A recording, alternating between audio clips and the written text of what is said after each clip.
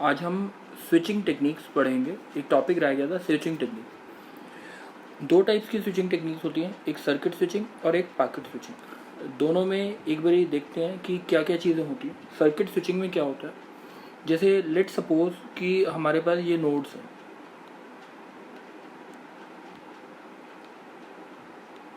ठीक है। तो लेट सपोज ये सोर्स है और ये डेस्टिनेशन है। अब पहले क्या होगा, इसमें तीन फेजेस होते हैं सर्किट स्विचिंग में। ये बेसिकली यूज़ किया जाता था टेलीफोन नेटवर्क्स में। टेलीफोन नेटवर्क, ये सोर्स है, ये लेट सपोज ए है, ये बी है, ये सी है, ये ई है और ये एफ है और ये डी, ठीक है। अब लेट सपोज किया ना, सोर्स ने सेटअप फेज। सेटअप फेज का मतलब सोर्स रिसोर्सेज को रिजर्व करना चाहता है। जैसे टेलीफोन लाइन पे हमने कॉल की, ठीक है, तो हमें क्या करना है, रिजर्वेशन करना है। रिजर्वेशन करना है मीन वो लाइन रिजर्व करनी है। बेसिकली जैसे एक पाथ सर्च हुआ, जैसे यहाँ से यहाँ पे इसने बोला, ए ने बोला मेरे पास नेसेसरी रिसोर्सेज हैं, और बी ने भी बोला, ऐसी सी ने बोला, ऐसी डी ने बोला, तब एक पाथ स्टेब्लिश हो गया। जैसे ई के पास रिक्वेस्ट गई, इसने क्या किया, डिनाई कर दिया, तो इसलिए आगे गई नहीं रिक्वेस्ट। तो बेसिकली जैसे एक पाथ सेटअप हो गया, this is called as setup phase, जिसमें बेसिकली एक रूट रिक्वेस्ट पैकेट जाएगा। सेटअप फेज में रूट की रिक्वेस्ट मांगी जाएगी, और बेस्ड ऑन रूट रिक्वेस्ट उसके बाद एक एक्नॉलेजमेंट आएगा जो इसी पाथ से आएगा, that is called as route reply. ये तो होता है सेटअप फेज में। सेटअप फेज में क्या होगा, एक सबसे पहले सोर्स एक पैकेट क्या करेगा, रूट रिक्वेस्ट पैकेट ब्रॉडकास्ट करेगा। जो भी नोड जिसको रिसीव होगा वो चेक करेगा कि whether I am able to, कि मैं ये रिसोर्स दे सकता हूँ, हाँ या ना। अगर दे सकता है तो वो आगे प्रोसेस करेगा उस रिक्वेस्ट को, नहीं तो वो डिस्कार्ड कर देगा उस रिक्वेस्ट को। तो इस तरह से रूट रिक्वेस्ट पैकेट जाता है। ऐसी जब डी को मिल जाता है किसी पाथ के थ्रू पैकेट, तो उसी सेम पाथ से वो पैकेट को भेज देता है। दूसरा एक पैकेट भेजता है रूट रिप्लाई पैकेट, RREP, और इसको हम बोलते हैं RRE की रूट रिक्वेस्ट को। तो this is done in setup phase.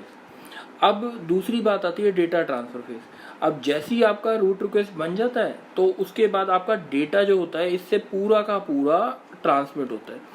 अब अगर कोई और इस चैनल को यूज करना चाहे, जैसे लेट सपोज मैं ई यूज करना चाहता हूँ इस चैनल, तो ये जब तक कॉल जो होगी वो डिसकनेक्ट नहीं होगी तब तक ये ई जो है इसकी रिसोर्सेज यूज नहीं कर सकता। जैसे हमारे को फोन लाइन में आता है कि अगर कोई चैनल बिजी है तो वो क्या बोलता है, we are not able to process the call since network is busy, ठीक है। तो उसी तरह से ये जो रिसोर्सेज जो होते हैं वो फुल टाइम के लिए S2D रिजर्व हो गए। अब तीसरी फेज आती है, जैसी हमारा टीयर डाउन फेज होता है। टीयर डाउन फेज का मतलब जैसे टेलीफोन कॉल में आपने हम दोनों साइड ने फोन नीचे रख दिया, तो टेलीफोन क्या हो गया, कॉल क्या हो गया, डिस्कनेक्ट हो गया। तो this is called as tear down phase, यानी जब भी जो भी हमारे रिजर्वेशन की थी हमने सारी रिसोर्सेज को फ्री कर दिया। तो ये होता है सर्किट स्विचिंग में। अब पैकेट स्विचिंग में क्या होता है, लेट सपोज कि हमारे पास ये नोड्स हैं, तो इसके अंदर जैसे ये था, ये सोर्स है और ये डेस्टिनेशन है। तो इसमें क्या होता है, पैकेट छोटे छोटे पैकेट्स बना दिए जाते हैं। जैसे ये दो पैकेट्स बना दिए इसने, पूरा मैसेज इसमें, तो पूरा का पूरा मैसेज जो होता है वो एक ही पाथ से जाएगा, ठीक है। अब इसमें क्या होगा, इसमें सीक्वेंस नंबर देने की जरूरत पड़ती है। सीक्वेंस नंबर, जैसे अगर सोर्स ने क्या किया, 1 लगा दिया और इधर क्या लगा दिया, 2 भेज दिया, तो 1 इधर से गया और यहाँ से 2 गया, यहाँ से फिर 1 और 2 इसे मिल गया पैकेट। अगर ये सीक्वेंस नंबर नहीं देता तो इससे क्या जोड़ने में दिक्कत आती, क्योंकि क्या पता 2 पहले पहुंच जाता। तो पैकेट स्विचिंग क्या होता है, ये एक कनेक्शन लेस होता है।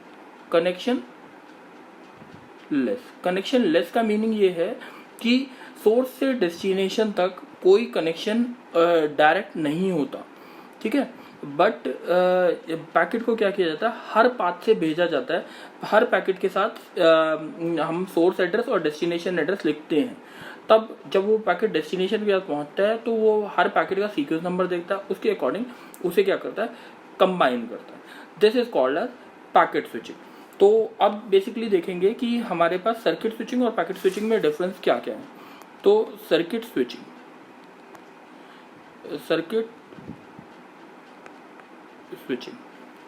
दूसरा पैकेट स्विचिंग।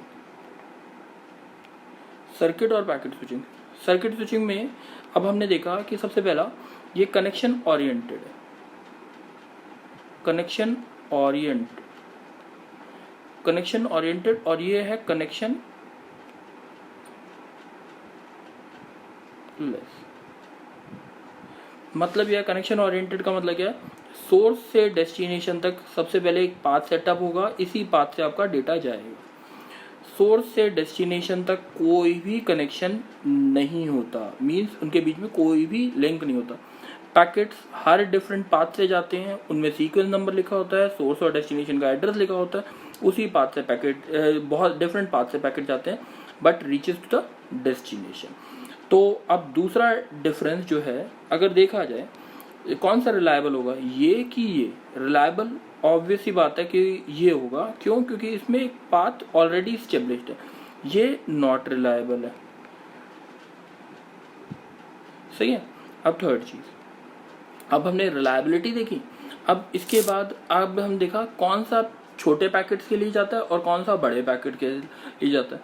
पैकेट जो साइज होगा, यानी ये डेटा के लिए होता है और ये कंट्रोल के लिए क्यों होगा, क्योंकि देखो कंट्रोल पैकेट जो होते हैं वो छोटे होते हैं तो और वो डिफरेंट पाथ ले सकते हैं, ठीक है।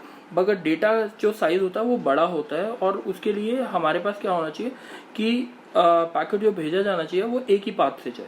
तो बेसिकली क्या होता है, सोर्स टू डेस्टिनेशन अगर हमारे को कंट्रोल सिग्नल्स भेजने हैं तो हम पैकेट स्विचिंग यूज करते हैं, और अगर बड़े पैकेट भेजने हैं तो हम जैसे डेटा भेजना है तो that means we use circuit switching, ठीक है।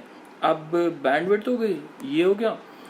अब और कोई चीज़ जैसे अगर आ जाती है, अगर हम बोलते हैं डिले की बात करते हैं,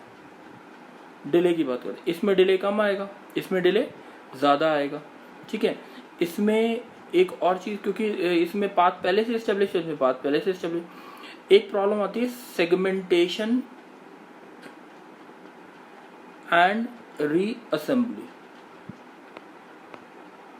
सेगमेंटेशन एंड रीअसेंबली, सेगमेंटेशन का मतलब क्या है, पैकेट को दो, जैसे इसने क्या किया था, दो पैकेट में तोड़ा था 1 और 2, ठीक है, और फिर जो डेस्टिनेशन पर जब पहुंचा था तो इसने 1 और 2 को जोड़ा था, ठीक है। तो this is called as segmentation और this is called as reassembly.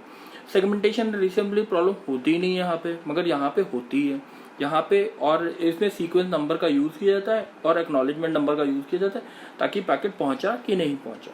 तो ये जो था, ये हमारा छोटा सा डिफरेंस था सर्किट स्विचिंग और पैकेट स्विचिंग।